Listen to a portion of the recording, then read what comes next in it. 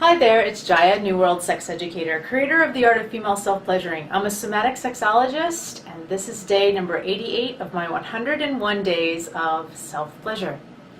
Today I decided to explore cervical massage and looking visually at my cervix. I had a very special relationship with my cervix before giving birth. I actually had quite an amazing day. The very first day I learned how to do a self-cervical exam with a speculum. And if you don't know what a speculum is, it's the duck bill that women get when they go to get a pap smear, when they go to the gynecologist. So I have my own, which not many women do, but I am a sex educator, so I guess it's appropriate that I have my own speculum. And so I was very curious to see what my cervix would look like after giving birth. And I have to say that I'm actually feeling quite emotional about this. Just the changes that the body goes through, that my body has gone through since having a child. And before I gave birth, my cervix was this little tiny little hole that looked very healthy and nice and pink and was nice and round and like a little button, and I absolutely loved it and found it quite miraculous.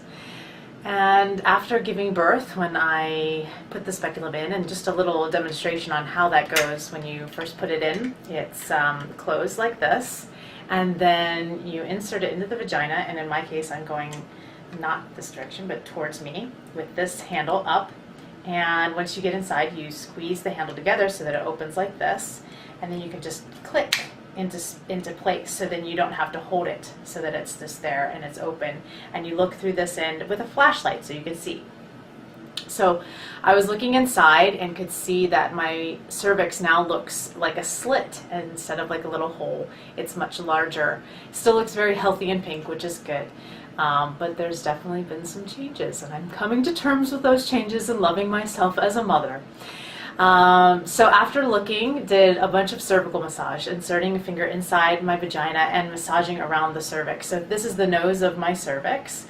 I was massaging around it in a circle like this, and then I took two fingers and did the same thing, massaging around in a circle, then making little circles in a circle as I went, then massaging directly onto the tip of the cervix on the Oz, and I could actually get my finger just a little bit inside the opening, which is called the Oz, and that actually kind of felt good, so I enjoyed all of that.